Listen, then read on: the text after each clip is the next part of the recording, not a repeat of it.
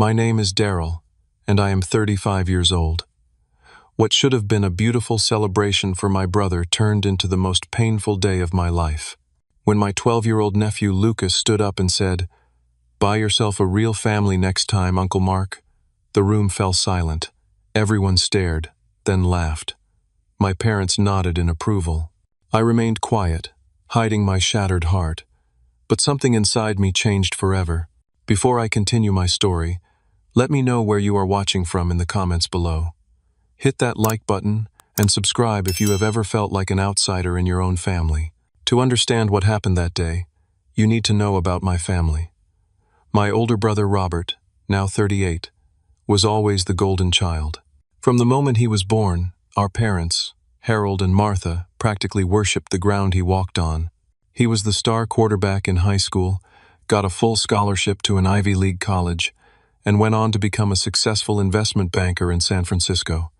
Everything he touched seemed to turn to gold. I, on the other hand, was always the afterthought. My achievements were acknowledged with a distracted, "That's nice, Darrell," before the conversation inevitably turned back to Robert's latest accomplishment. I was not a failure by any means.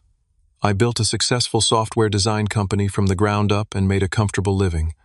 But in my family's eyes, I would forever be living in Robert's shadow. Robert married young to his high school sweetheart, Jessica. They had Lucas when Robert was just 26. For a few years, everything seemed perfect in his world. I was genuinely happy for him, and I adored being an uncle to Lucas.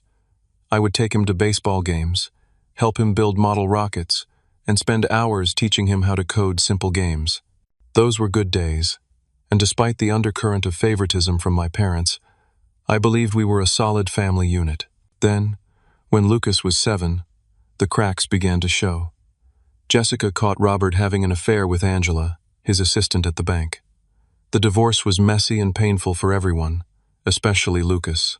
I tried to be there for my nephew, maintaining our weekly hangouts and providing some stability in his life. But Robert quickly moved Angela into his luxury apartment downtown, and things started to change. Angela never liked me. From our first meeting, she viewed me as competition for Robert's attention and, by extension, his resources. She was a former model with expensive tastes and big ambitions. Robert was her ticket to the high society life she craved, and she made it her mission to isolate him from anyone she saw as a threat, particularly me. "I do not understand why you waste so much time with Lucas and your brother," I overheard her telling Robert at a family barbecue 3 years ago. "Your focus should be on building our future, not babysitting." Over the next few months, my invitations to spend time with Lucas dwindled, then stopped altogether. When I called, Robert always had excuses. Lucas had soccer practice, he had too much homework, they were busy with family activities. The definition of family had clearly changed, and I was no longer included. The real pain came during holidays and special occasions. 3 Thanksgivings ago, I arrived at my parents' house with a special gift for Lucas, a custom-built gaming computer I had spent weeks assembling. When I rang the doorbell, my mother answered with an awkward expression. "Oh, Darrell, did we forget to call you? We moved dinner to Robert's new vacation house in Lake Tahoe this year. Everyone left yesterday. We thought someone had told you." No one had told me. I stood on the porch holding my gift, feeling like an idiot. That night, I ate a microwave turkey dinner alone in my apartment and drank enough whiskey to numb the pain of exclusion. This pattern continued. I was accidentally not included in the family Christmas card photo. My birthday passed without a call from anyone except my elderly aunt Florence. When I hosted a housewarming party after buying my new condo, only 2 distant cousins showed up, despite inviting my entire family. Through it all, I kept sending Lucas birthday and Christmas gifts. I emailed him coding tutorials and game recommendations. Occasionally, he would respond with a brief "Thanks, Uncle Darrell" text that I suspected Robert or Angela had prompted. But the close relationship we once had was gone. Last summer, I ran into Lucas at the mall. He was with Angela, shopping for school clothes. When he saw me, his eyes lit up for a moment, but Angela quickly ushered him away with a cold, "We are running late, Darrell. Maybe another time." There was no other time. When Robert and Angela announced their engagement 6 months ago, I received the news via a mass email sent to Robert's business associates and distant relatives. My parents called, excited about the wonderful news and the beautiful ring and the exclusive venue, but no one asked how I felt about it. I sent a congratulatory text to Robert, which received a thumbs-up emoji in response. The next day, an electronic save the date appeared in my inbox. I was invited to the wedding, but not included in any of the pre-wedding festivities. No bachelor party, no rehearsal dinner, just the ceremony and reception, like any other business acquaintance. When I called my mother to ask about my role in the wedding, her response was telling, "Well, Robert has so many close friends from work and the country club. They will be his groomsmen, but of course you should come to the wedding. Angela has been so stressed about the seating charts. Such a big event, you know." The message was clear. I was an obligation, not a desired guest. Still, they were my family, so I RSVP'd, yes, bought an expensive gift from their registry, and even splurged on a new suit for the occasion. Maybe, I thought, this would be a chance to reconnect and rebuild our relationship. I was wrong. So very wrong. The wedding was scheduled for the first Saturday in June, at the Silverado Resort in Napa Valley, a sprawling luxury hotel surrounded by vineyards and rolling hills. I arrived the night before and checked into my room, which overlooked the manicured gardens where the ceremony would take place. Everything was beautiful and tasteful, exactly what you would expect from a wedding with a six-figure budget. That morning, I had breakfast alone in the hotel restaurant. Through the window, I could see the wedding party taking photos on the lawn, Robert in his tuxedo, Angela in her designer gown, my parents beaming with pride, and Lucas in a miniature version of his father's suit. I watched them laugh and pose, feeling like an outsider looking in on a family that was no longer mine. After breakfast, I returned to my room to prepare for the ceremony. I put on my new suit, adjusted my tie in the mirror, and practiced my smile. "Just get through today," I told my reflection. "Be pleasant, be supportive, and tomorrow you can go back to your life." The ceremony was scheduled for 2 in the afternoon. I arrived early and took a seat near the back of the guest section. The chairs were arranged on the lawn, with an elaborate floral arch marking the altar. A string quartet played softly as guests arrived in their finery, air-kissing and complimenting each other on their outfits. My mother spotted me as she was being escorted to her seat in the front row. She waved distractedly and mouthed, "You look nice," before turning her attention to an elderly couple she apparently deemed more worthy of her time. My father nodded in my direction, but made no move to come speak to me. As the music changed and the procession began, I watched Angela's bridesmaids, 6 women I had never met, walk down the aisle in matching lavender dresses. Then came Lucas, carrying the rings on a satin pillow, followed by Robert and his best man, a colleague from the bank. The ceremony itself was brief and conventional. The couple exchanged vows they had written themselves, filled with inside jokes and promises that made the audience sigh and smile. I clapped at the appropriate moments and tried to feel happy for my brother. He had made mistakes, yes, but everyone deserves love and a second chance. After the ceremony, there was a cocktail hour on the terrace, while the wedding party took more photos. I stood alone with my champagne, watching other guests cluster in groups, chatting animatedly. Occasionally, someone would approach me with a, "So how do you know the happy couple?" When I answered that I was the groom's brother, they would look surprised and quickly find an excuse to move on. It was during this hour that Lucas approached me. He had grown so much since I had last seen him up close, taller, his features more defined, looking more like Robert every day. But there was something in his expression that concerned me, a hardness that had not been there before. "Uncle Darrell," he said, his voice flat. "Mom said I should come say hello to you." "Jessica is here?" I asked, surprised. The divorce had been bitter, and I had not expected Robert to invite his ex-wife. "No," Lucas replied with a slight sneer. "Angela. She is my mom now, my real mom." I felt a pang in my chest but tried to keep my expression neutral. "Well, it is nice to see you, Lucas. You have grown so much. How is school going? Still enjoying coding?" He shrugged. "I do not do that baby stuff anymore. I play lacrosse now, and I am going to be a banker like Dad. Before I could respond, Angela appeared at his side. There you are, sweetie. Your father is looking for you. The photographer wants some family shots. She barely glanced at me. Hello, Darrell. Enjoying yourself? They walked away before I could answer, Lucas leaning into her side as she put a protective arm around his shoulders. The reception was held in the resort's grand ballroom, with crystal chandeliers and elaborate floral centerpieces on every table.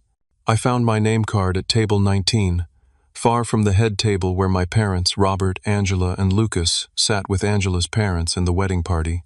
My table mates were a collection of distant relatives and Robert's former college roommate, none of whom seemed particularly interested in conversation. Dinner was served filet mignon and sea bass, wine pairings with each course, and a 5-tier wedding cake for dessert. Throughout the meal, there were the traditional toasts. The best man told amusing stories about Robert's college days. Angela's maid of honor cried as she described their friendship. My father stood and gave a speech about how proud he was of Robert, how he had always known his son would achieve greatness. And now, the best man announced. A few words from the groom's brother, Darrell. I was startled. No one had mentioned that I would be expected to speak. I had prepared nothing, having assumed I was too unimportant to be included in this part of the celebration. But all eyes were on me, so I slowly stood and approached the microphone. I was not expecting to speak today, I began awkwardly, but I am honored to say a few words about my brother Robert and his new wife Angela. I paused, gathering my thoughts. Robert has always been someone who knew what he wanted and went after it with determination. From sports to academics to his career, he has never settled for second best. Angela, you are getting a man who will move mountains to create the life he envisions. I wish you both all the happiness in the world, and Lucas too. Family is the most precious thing we have. Congratulations. It was brief and generic, but I had managed not to embarrass myself. I started to return to my seat when a small figure stood up at the head table.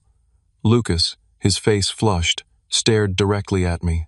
Buy yourself a real family next time, Uncle Mark, he said loudly, because you are not part of ours. The room went utterly silent. I froze halfway back to my table, my mind struggling to process what had just happened. He had not even gotten my name right, calling me Mark instead of Darrell, as if I were so insignificant he could not remember what I was called. Then someone, one of Angela's bridesmaids, laughed. Others joined in, a ripple of awkward laughter spreading through the room. I looked toward my parents, hoping for some intervention, some correction of this cruelty. But my mother was smiling indulgently at Lucas, and my father was nodding as if the boy had said something profound. Kids say the darndest things, Robert finally said into the microphone, his voice light but with an edge of satisfaction. But sometimes they see the truth more clearly than adults. Thanks for coming, Darrell. Angela pulled Lucas back into his seat and kissed the top of his head. She whispered something in his ear that made him smile smugly.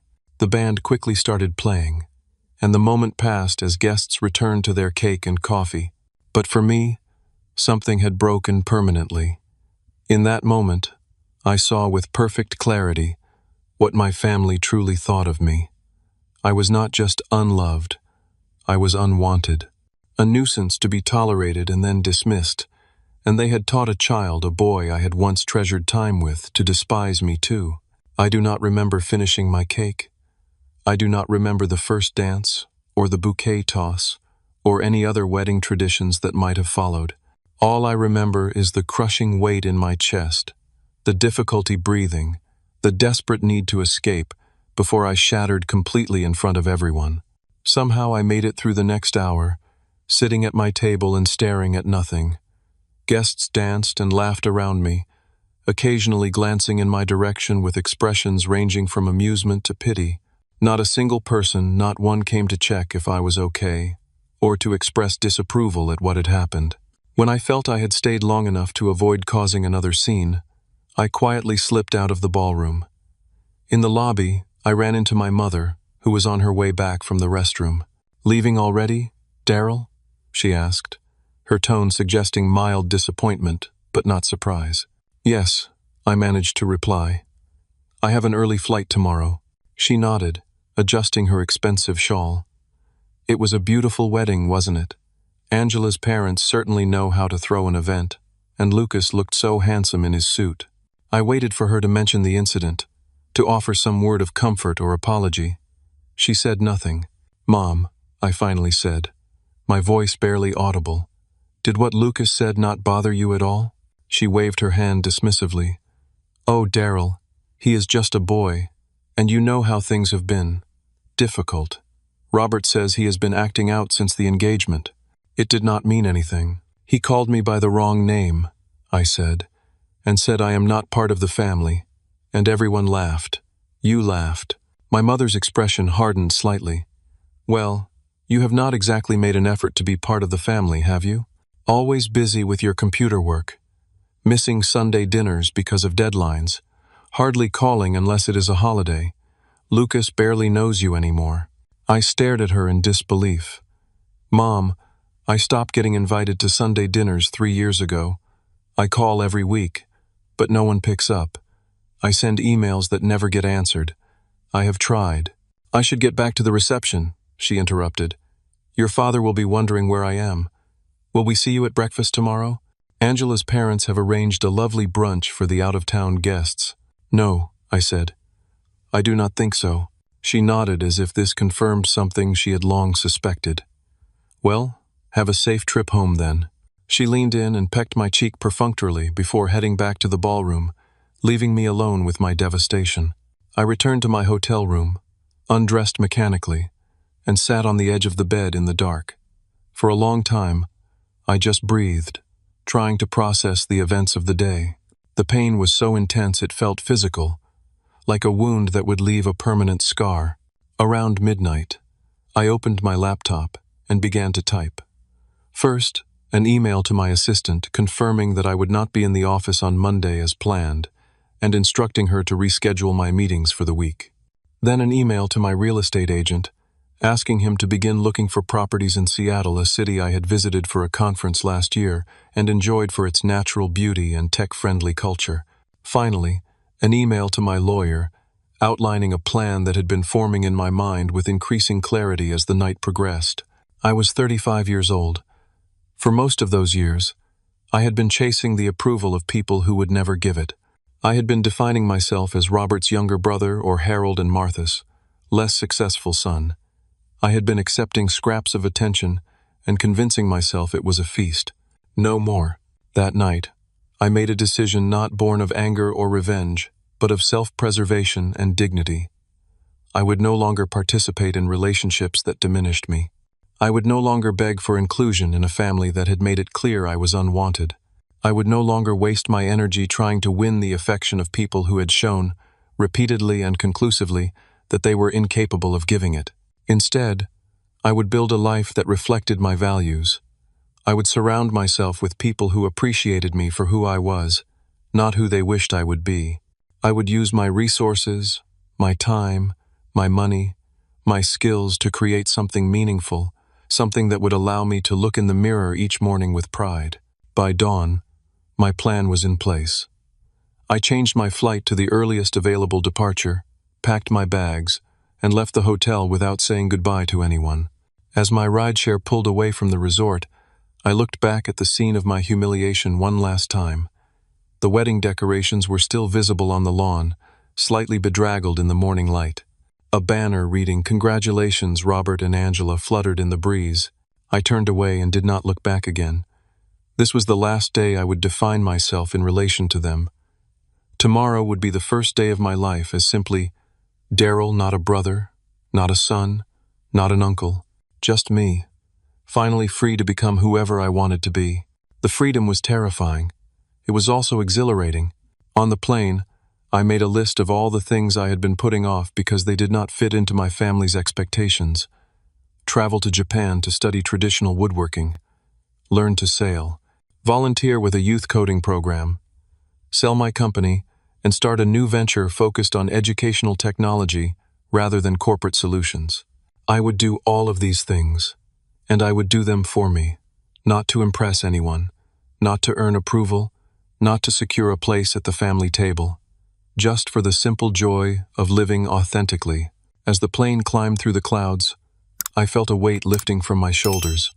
The pain was still there. I suspected it always would be, to some degree.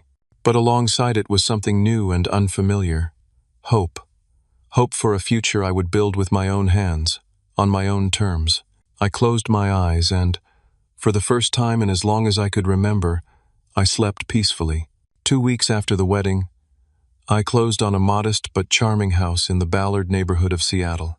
It was a far cry from my sleek downtown condo in San Francisco, smaller, older, with a yard that needed work and plumbing that occasionally protested, but from the moment I stepped inside, it felt more like home than anywhere I had lived in years.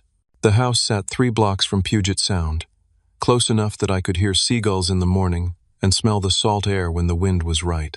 It had a small front porch where I placed a rocking chair and potted plants, and a backyard with an ancient apple tree that the previous owners said produced fruit sweet enough to make the neighborhood children beg for apple pies each fall. While I waited for my furniture to arrive, I slept on an air mattress and spent my days exploring my new city.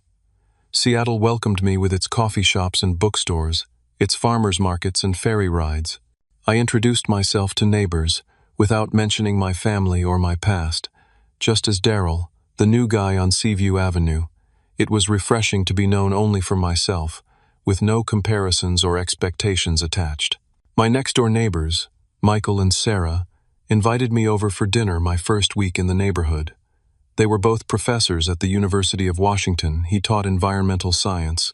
She taught comparative literature, and they had a 10-year-old daughter named Emma, who reminded me painfully of Lucas at a younger age. "What brought you to Seattle?" Sarah asked as we enjoyed grilled salmon on their deck. For a moment, I considered fabricating a simple story about a job opportunity or a desire for a change of scenery, but something about their genuine warmth made me want to be honest. "I needed a fresh start," I said. "Family issues that came to a head. I realized I had been trying to belong somewhere I was not wanted, and it was time to find a place where I could be myself." They did not press for details, but Michael nodded understandingly. "Sometimes the hardest decision is walking away from what hurts you, especially when it is family. We are glad you chose our neighborhood for your fresh start." That simple acceptance was the first stitch in the tapestry of my new life. Soon, there were others. I joined a community garden and learned to grow vegetables from Eliza, a retired botanist who took me under her wing. I volunteered at the local library, helping seniors learn to use computers. I found a favorite coffee shop where the barista, Jake, started preparing my usual order when he saw me coming through the door. 3 months after my move, I finalized the sale of my software company to a larger corporation. The deal left me with financial security and freedom to pursue projects that aligned with my values rather than just my bank account. After much consideration, I decided to establish a nonprofit organization focused on teaching coding skills to underserved youth. I rented a small office space in a converted warehouse and hired 3 young programmers who shared my vision. We developed a curriculum that combined technical skills with creative expression and partnered with local schools to offer after-school programs. The work was challenging and occasionally frustrating, but deeply satisfying in a way my corporate success had never been. One of our first partner schools was Lakeside Elementary, where I met Melissa Turner, a 4th-grade teacher with a passion for integrating technology into her classroom. She had warm brown eyes, an infectious laugh, and no patience for pretension or ego. "So you are the tech guy everyone is talking about," she said when we were introduced at a planning meeting. "The kids are excited, but I should warn you, they will ask a million questions and expect you to have all the answers." "I never pretend to have all the answers," I replied, "but I am pretty good at helping them figure things out for themselves." She smiled approvingly. "That is the right approach. Too many people come into schools wanting to be the hero or the expert. What these kids need are guides and collaborators." We worked together developing a coding project for her students, meeting after school to plan lessons and troubleshoot problems. Sometimes our meetings extended into dinner at a nearby Thai restaurant, where our conversations wandered from educational theory to favorite books to childhood memories. I found myself sharing stories about my early days with Lucas, teaching him to code and build rockets, carefully editing out the painful ending to our relationship. Melissa was divorced with no children of her own, though she spoke of her students as if they were family. Teaching was my second career, she told me over pad thai one evening. I was in corporate marketing for years, making good money, but feeling empty. One summer I volunteered at a camp for kids from low-income families, and it changed everything. I went back to school, got my teaching certificate, and never looked back. My ex-husband thought I was having a midlife crisis. Maybe I was, but it was the best decision I ever made. Her courage in reimagining her life inspired me. Gradually, almost imperceptibly, our professional collaboration evolved into friendship and then into something more. 6 months after meeting, we had our first official date, a ferry ride to Bainbridge Island, followed by a hike and picnic overlooking the water. As summer turned to fall and fall to winter, my new life took shape around me. I established a scholarship fund for promising young coders from disadvantaged backgrounds. I joined a book club that met monthly in a local brewery. I adopted a 3-legged rescue dog named Cooper who accompanied me on long walks along the waterfront. There were hard days, of course. Days when a random memory would ambush me, Lucas's 7th birthday party, when he had hugged me so tightly after unwrapping the telescope I had given him. My father teaching both Robert and me to fish at the lake house when we were boys, one of the few times I could remember him treating us equally. My mother's proud smile when my company was featured in a tech magazine, a rare acknowledgement of my achievements. On those days, I would feel the old wound throb, the sense of rejection and inadequacy threatening to overwhelm me. But I had developed tools to manage these feelings. I would take Cooper for an extra long walk, or call Melissa, or lose myself in a coding problem that required my full concentration. The pain would recede, not gone but manageable, a scar rather than an open wound. Gradually, I built a life that felt authentic and meaningful. My nonprofit grew, attracting grants and volunteers. My relationship with Melissa deepened, built on mutual respect and genuine affection. My house became a home, filled with books and music and the occasional dinner party for my growing circle of friends. One evening in early December, as Melissa and I decorated a Christmas tree in my living room, she asked if I had heard from my family at all. No, I said, carefully hanging a blown glass ornament I had purchased at a local art fair. Not a word since I left the wedding. And you have not reached out either? She asked gently. I shook my head. What would be the point? They made their feelings very clear. Lucas calling me by the wrong name. That was not an accident. That was a message. Melissa was quiet for a moment, stringing lights around the middle of the tree. You know, she finally said, in my classroom, I see a lot of children act out in hurtful ways because they are hurting themselves. It does not excuse it, but it helps explain it.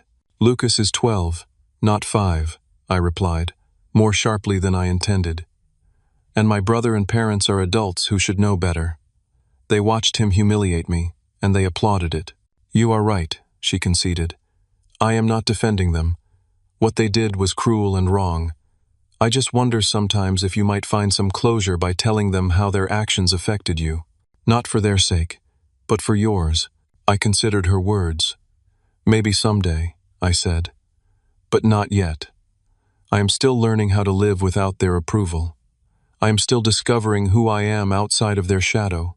Until I am confident in that person, I am not ready to face them again. She nodded and squeezed my hand. That makes sense. And for what it is worth, I think the person you are becoming is pretty wonderful.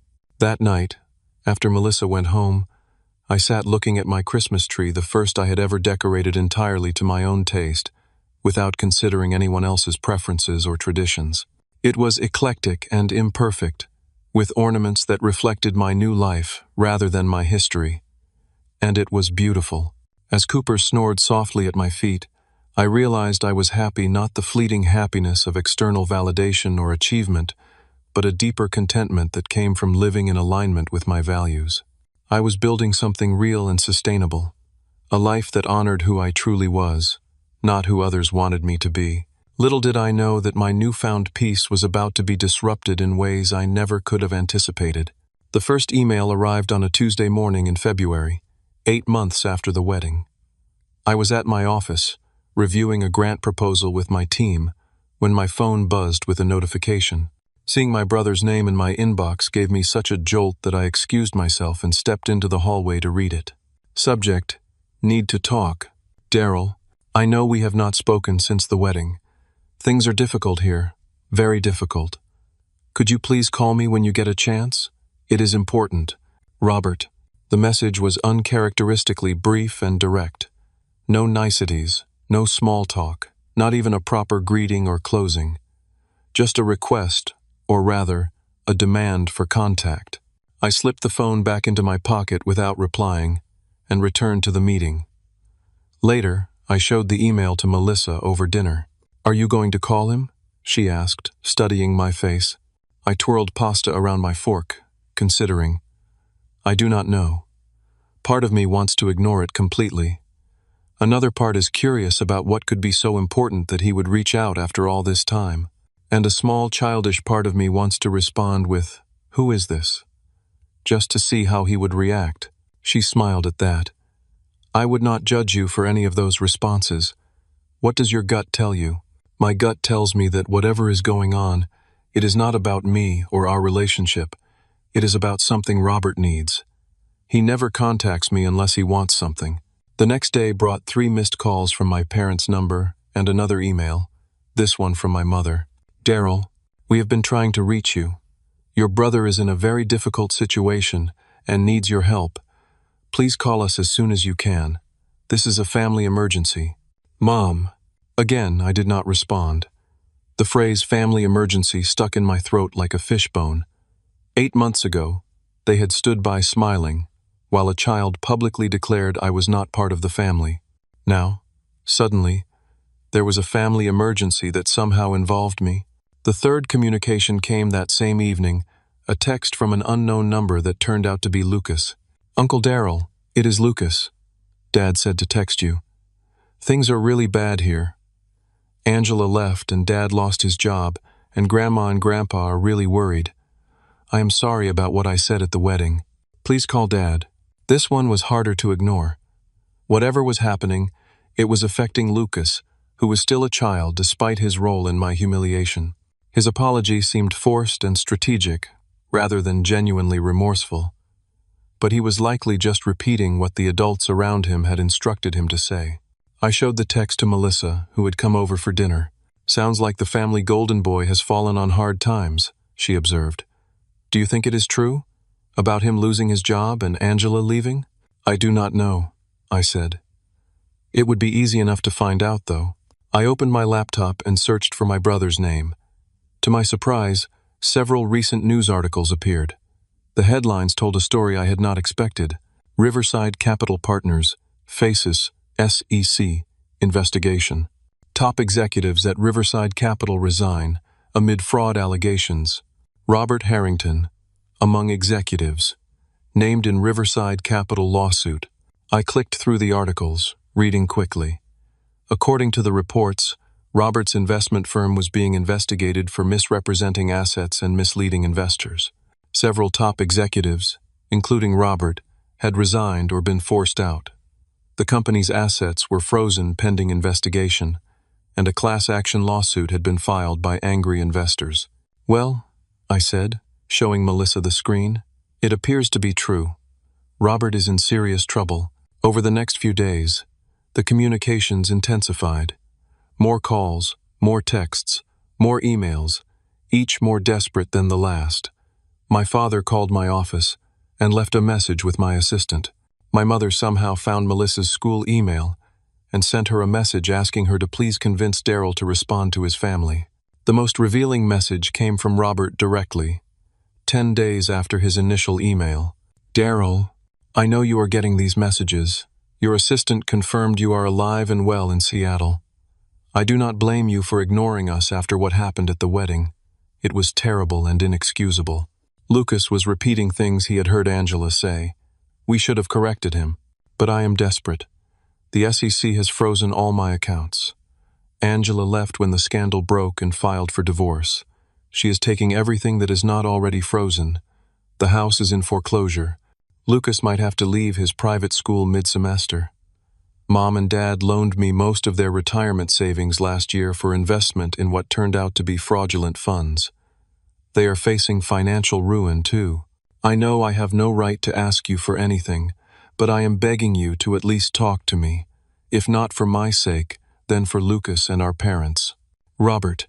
I read the email several times, letting the implications sink in. Robert was admitting Angela had been talking about me behind my back, poisoning Lucas against me. He was acknowledging that the wedding incident was terrible and inexcusable, though he stopped short of taking personal responsibility for it.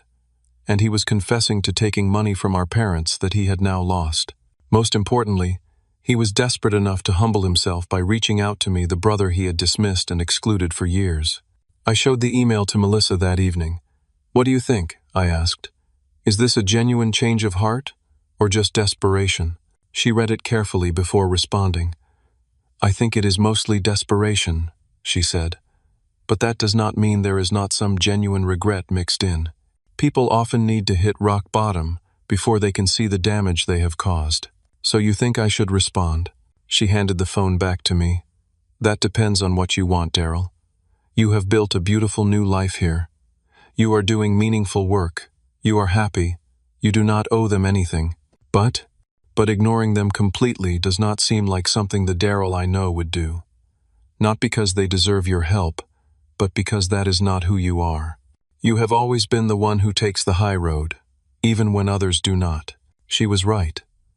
As much as part of me wanted to delete all their messages and continue with my new life as if they did not exist, I knew I would always wonder if I had missed an opportunity for resolution, or at least closure. That night, I composed a brief reply to Robert.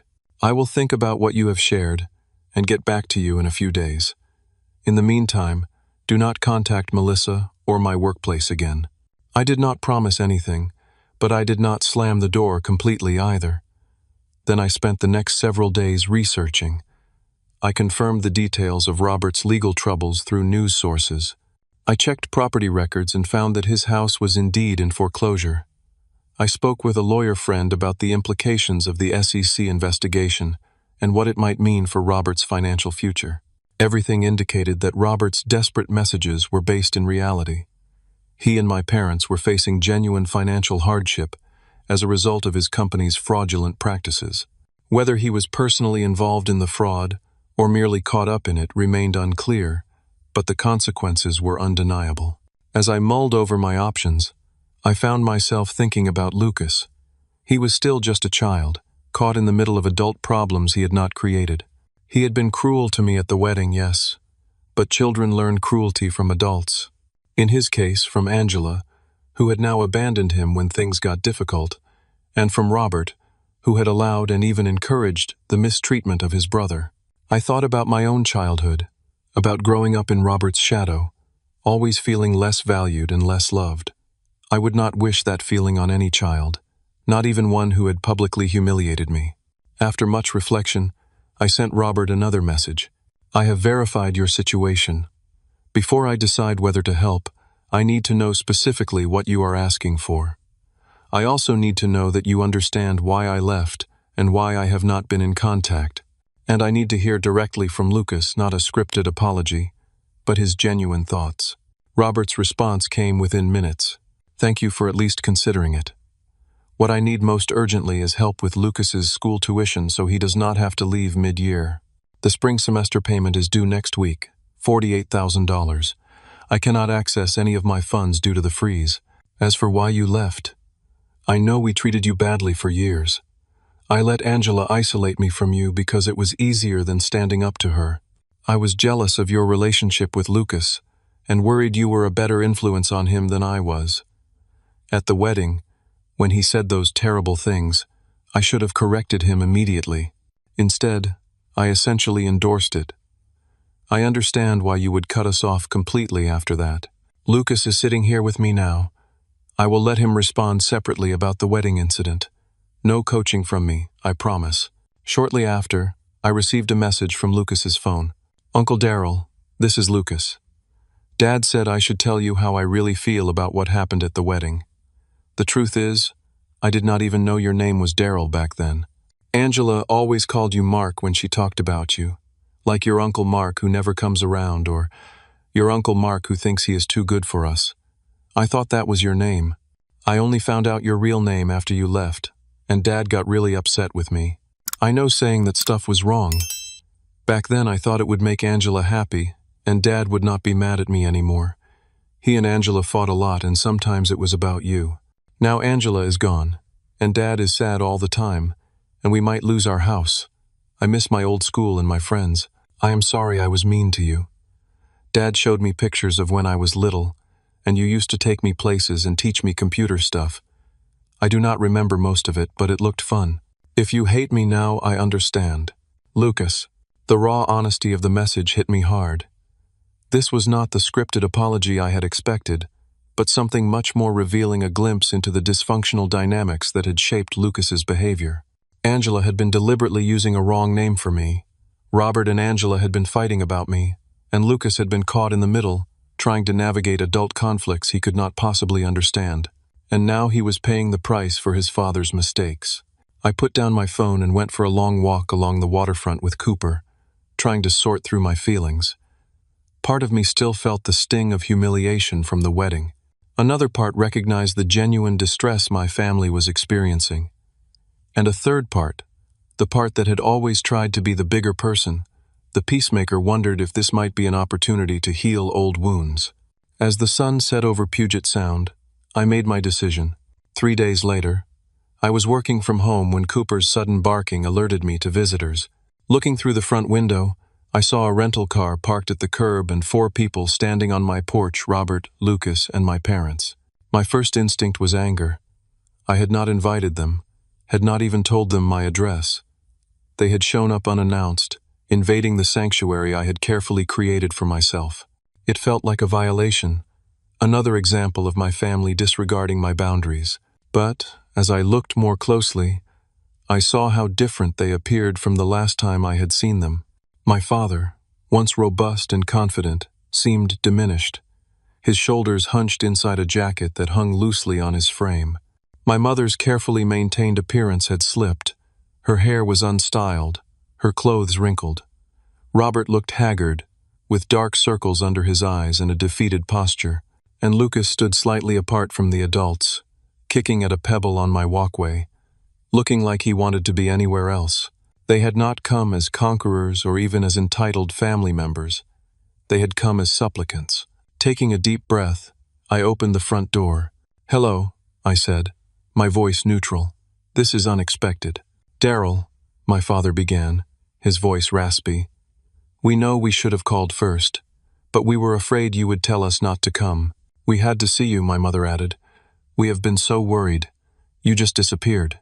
Robert said nothing, but his eyes met mine with a mixture of desperation and shame. Lucas continued to stare at the ground. I looked at them for a long moment, feeling a complex swirl of emotions: resentment at their intrusion, satisfaction at their obvious distress, pity for their current state, and a small, persistent ache of familial connection that refused to be completely extinguished. "You might as well come in," I finally said, stepping back to allow them entry. "Cooper, it is okay. They are people I know." I deliberately did not say family, and I saw my mother flinch at the distinction. They filed into my living room, looking around with poorly disguised curiosity at the life I had built without them. My father's eyes lingered on the wall of bookshelves I had built myself. My mother noticed the photographs of me with Melissa and my Seattle friends displayed on the mantel, images of a happy life they knew nothing about. Robert seemed to be cataloging everything, perhaps calculating its value. Lucas alone appeared genuinely interested in my home for its own sake, his eyes lighting up when he spotted my gaming setup in the corner. "Please sit down," I said, gesturing to the couch and armchairs. "Can I get anyone water or coffee?" They all declined except Lucas, who asked quietly for water. I went to the kitchen to fetch it, using the moment alone to compose myself. When I returned, I found them all seated stiffly, looking uncomfortable and out of place. I handed Lucas his water and took a seat in my favorite reading chair, positioning myself slightly apart from the group. "So," I said, "why are you here? In person, I mean." We were communicating by email. Robert cleared his throat. I thought this conversation needed to happen face to face. I need to apologize properly, and I need to explain our situation fully. We miss you, son, my father interjected. We have made terrible mistakes, inexcusable mistakes. We want to make things right, my mother added. If that is even possible. I looked at each of them in turn, trying to gauge their sincerity. Before we go any further, I said, I need to know something. How did you find my address? I never shared it with any of you. They exchanged glances, and Robert shifted uncomfortably. I hired a private investigator, he admitted. I know that was wrong, invading your privacy, but we were desperate to find you. You spent money on a private investigator when you claimed to be financially ruined? I asked skeptically. It was before everything fell apart, Robert explained. Right after the wedding.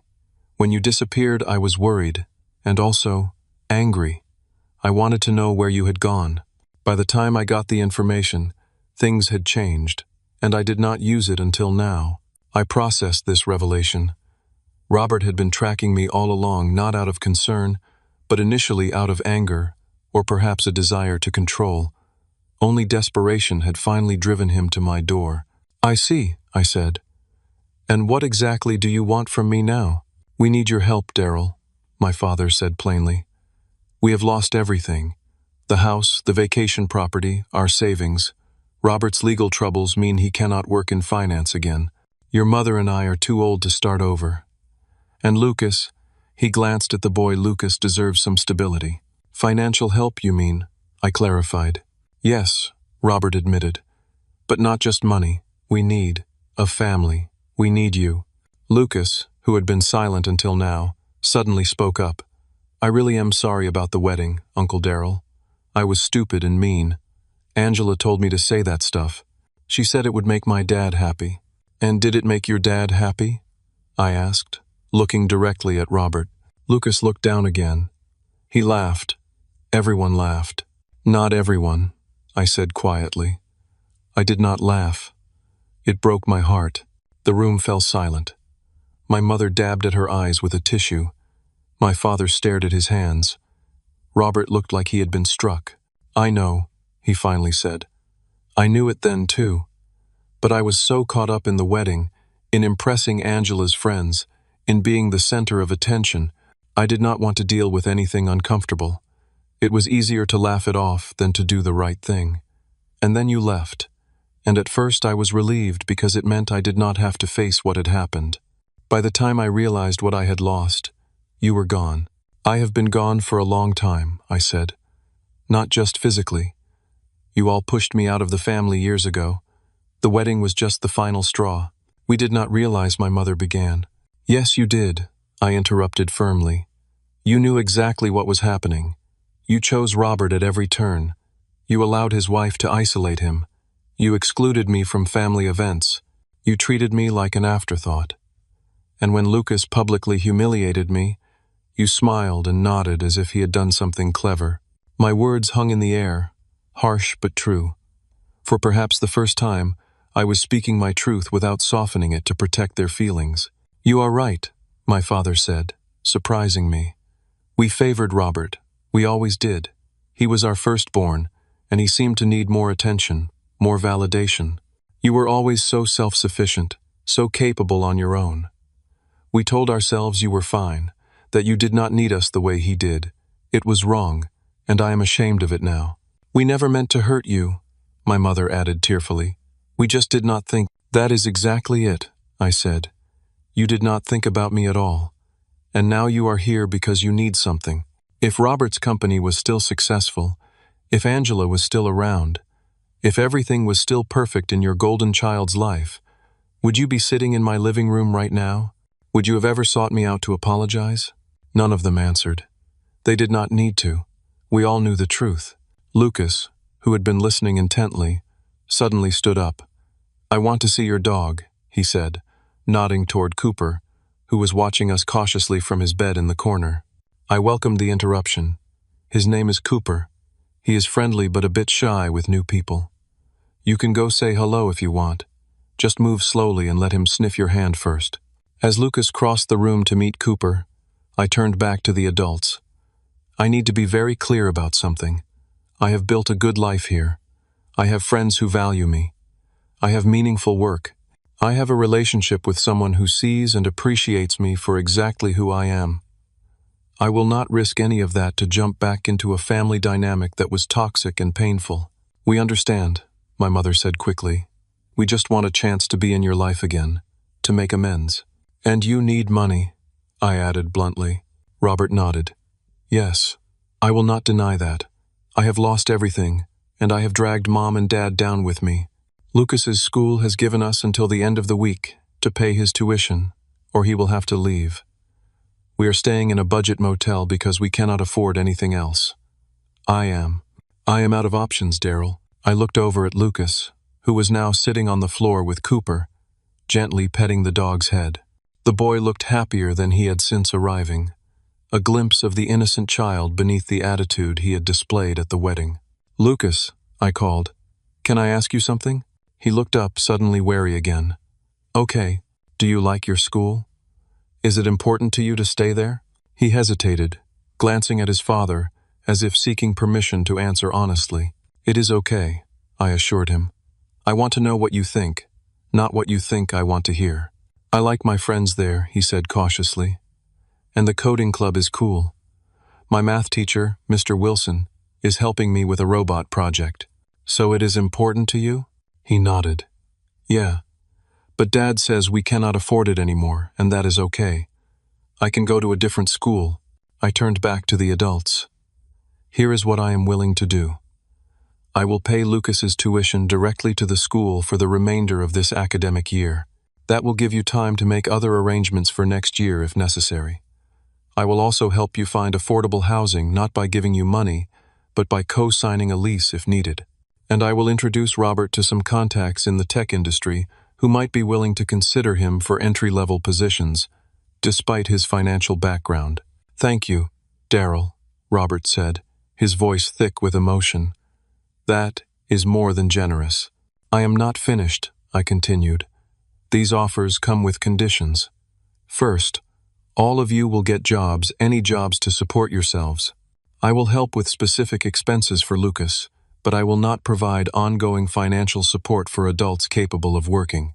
Second, we will all attend family therapy together if you want to rebuild a relationship with me. And third, Lucas will spend 1 weekend a month with me, if he wants to, so we can rebuild our relationship too. Therapy? My father repeated, sounding skeptical. Yes, I said firmly. If you want me in your lives again, we need to address the patterns that led us here. I will not go back to being the forgotten son, the convenient scapegoat, or the emergency bank account. My mother reached for my hand, but I gently moved it away. We have a lot of work to do before we get to that point, I told her. I am willing to try, but I need to see real change, not just words. We will do whatever it takes, she promised, tears streaming down her face. We have lost so much. We cannot bear to lose you too. You already lost me, I reminded her. I am offering you a chance to build something new, something healthier, but it has to be on terms that respect all of us. Robert nodded solemnly. I understand, and I accept your conditions, all of them. My father looked less convinced, but nodded as well. We will try. Lucas, who had been listening while continuing to pet Cooper, looked up at me. Does that mean I can come visit you and Cooper sometimes? If you want to, I said. Can you teach me coding again? I remember a little bit from when I was little. For the first time since they had arrived, I felt a genuine smile cross my face. I would like that, Lucas, very much. As the conversation continued, details were worked out. I would call Lucas's school the next day. Robert would start applying for jobs immediately. My parents would move in with a cousin temporarily while they figured out their next steps. We scheduled our first therapy appointment for the following week. Before they left, Lucas hung back for a moment. Uncle Darrell, he said quietly, is your girlfriend nice? The lady in the pictures? Yes, I said. Melissa is very nice. She is a teacher, actually. 4th grade. Will I meet her when I come visit? If you would like to, he nodded thoughtfully. Cool. And Uncle Darrell? I remember your name now. I will not forget it again. It was a small thing, but somehow it meant more than all the elaborate apologies that had come before it. As they drove away from my house, I felt emotionally drained, but curiously light-hearted. I had faced my family on my terms, spoken my truth without flinching, and set boundaries that protected the life I had built. Whether these boundaries would lead to reconciliation or final separation remained to be seen, but for the first time, I felt in control of my relationship with my family rather than at its mercy. That evening, I called Melissa and told her everything. "Are you sure about this?" she asked when I had finished. "Letting them back into your life after everything they did?" "I am not sure of anything," I admitted. "But I am offering them a path forward with clear boundaries. If they can respect those boundaries, maybe we can build something new. If not, at least I will know I tried." "And you are doing it for Lucas," she observed. Partly I agreed. He is just a kid caught in adult drama. But I am also doing it for me. I need to know if real change is possible, or if I need to close this chapter completely. Either way, I will have answers instead of questions. "Well," she said warmly, "whatever happens with them, you still have me and your friends here. You have built a beautiful life, Darrell. Do not let them take that away from you again." "I will not," I promised. "This time, I know exactly who I am and what I deserve." 6 months after my family's unexpected appearance on my doorstep, we gathered in my backyard for a barbecue. It was a beautiful late summer evening, the sky painted in shades of pink and gold as the sun began its descent over Puget Sound. Cooper trotted around the yard, keeping an eye on the gathering while hoping for dropped food. The changes in those 6 months had been remarkable. Robert had taken an entry-level position at a friend's tech startup, swallowing his pride to work under people a decade younger with a fraction of his former salary. He had moved into a modest 2-bedroom apartment, where Lucas lived with him full-time. My parents had relocated permanently to Seattle, renting a small condo near a community college where my mother had found work as an administrative assistant. My father, after initial resistance, had taken a job as a manager at a hardware store, discovering to his surprise that he enjoyed sharing his handyman knowledge with customers. Lucas had finished the school year with improved grades and renewed enthusiasm for his coding projects. He had spent 1 weekend each month with me as agreed, and our relationship had gradually strengthened. We had rebuilt the model rocket hobby we had shared when he was younger, launching them in a park near my house and celebrating each successful flight. The family therapy sessions had been difficult but productive.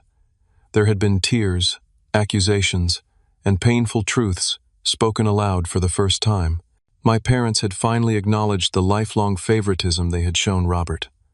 Robert had admitted his jealousy of my independence and success outside the traditional paths he had followed. I had confronted them about the wedding incident and many others that had preceded it, no longer minimizing the pain they had caused. Our therapist, Dr. Eleanor Wilson, had guided us through these conversations with wisdom and compassion, helping us establish new patterns of communication and respect. The wounds were deep and would take more than 6 months to heal completely, but we had made progress that once would have seemed impossible. Now, as I flipped burgers on the grill, I watched my newly configured family interact with the life I had built in Seattle.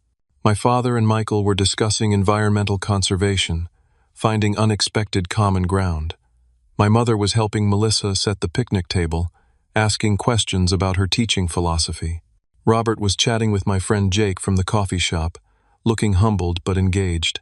Lucas and Emma were playing fetch with Cooper, their laughter carrying across the yard. "Need any help with those burgers?" a voice asked, and I turned to find Lucas beside me, slightly out of breath from running with the dog. "Sure," I said, handing him the spatula. "Just make sure you flip them when you see the juice starting to come through the top." He nodded seriously, accepting the responsibility with pride. As he concentrated on the grill, I took a moment to really look at him. He had grown an inch or two in 6 months, and had lost some of the angry edge that had defined him at the wedding. There was still a wariness in his eyes sometimes, a residual effect of the upheaval in his life, but there was also a growing confidence and authenticity. "Uncle Darrell," he said, not looking up from the burgers, "can I tell you something?" "Of course." I am glad you did not give up on us, even though we were really mean to you. I think Dad is a better dad now that he is not rich anymore, and Grandma and Grandpa talk to me more, instead of just giving me stuff. The simple observation caught me off guard with its insight. That is a pretty grown-up way of looking at things, Lucas. He shrugged. Dr. Wilson says sometimes losing stuff helps you figure out what really matters. I think that is what happened to us. I put my arm around his shoulders in a brief half-hug. I think you might be right. After dinner, as twilight deepened and the first stars appeared, we gathered around the fire pit I had built in the corner of the yard. Melissa sat close beside me, her presence a quiet affirmation of how far I had come. The conversation flowed easily, punctuated by laughter and the comfortable silences of people no longer straining to impress each other. At one point, my mother reached across the circle and took my hand. "Thank you, Darrell," she said simply, "for giving us another chance, for showing us a better way to be a family. We are still learning," I reminded her gently. "All of us." "Yes," she agreed, "but we are learning together now, instead of apart." Later that night, after everyone had gone and Melissa and I were cleaning up the kitchen, she asked me if I had any regrets about my decision to allow my family back into my life. "Not regrets," I said carefully, "but I do have moments of caution. I will never forget what happened at the wedding or the years of exclusion that came before it. I do not think complete healing is possible. Some injuries leave permanent scars. But I am finding that forgiveness does not require forgetting. It requires building something new that acknowledges the past without being trapped by it." "That is a powerful realization," she said, leaning against the counter. "And what about you? How are you different now?" I considered the question. "I know my worth now," I finally said. "I discovered it by building this life, by doing work that matters, by connecting with people who value me for who I am. That knowledge will never leave me again, no matter what happens with my family. I no longer need their approval or validation to feel complete." "That is the most attractive thing about you," she said, kissing me lightly. "Your quiet certainty of who you are." The journey from that devastating moment at Robert's wedding to this peaceful evening in my Seattle home had been neither straight nor easy. There had been anger to process, boundaries to establish, trust to rebuild. There would still be difficult days ahead, old patterns that would need to be recognized and redirected. The work of transforming a dysfunctional family into a healthy one was ongoing. But what I had learned through it all was that true family, whether born or chosen, is built on mutual respect, genuine care, and the courage to speak difficult truths with love. It requires acknowledging hurts rather than hiding them, and working together to create relationships where everyone can thrive. My nephew's cruel words at the wedding had shattered the illusion that I could earn my family's love by diminishing myself. In the most painful way possible, he had forced me to recognize that I needed to build a life on my own terms, with people who could see and appreciate my authentic self. Paradoxically, it was only after I stopped trying to belong in a family that did not truly want me that I created the space for a new kind of family to emerge, one based not on obligation or history, but on choice and mutual growth. Sometimes the deepest wounds become our greatest teachers. Sometimes what looks like an ending becomes the beginning of something far more beautiful than we could have imagined. And sometimes the family we need is not the one we are born into, but the one we create through courage, forgiveness, and the willingness to begin again. Have you ever had to walk away from someone you loved in order to find yourself? Have you experienced the painful growth that comes from setting boundaries with family? Share your story in the comments below. And if this journey resonated with you, please hit the like button, subscribe to hear more stories of healing and transformation, and share this video with someone who might need to hear that it is never too late to build the life and relationships you truly deserve. Thank you for listening to my story, and remember, your worth is not determined by how others treat you, but by how you choose to treat yourself.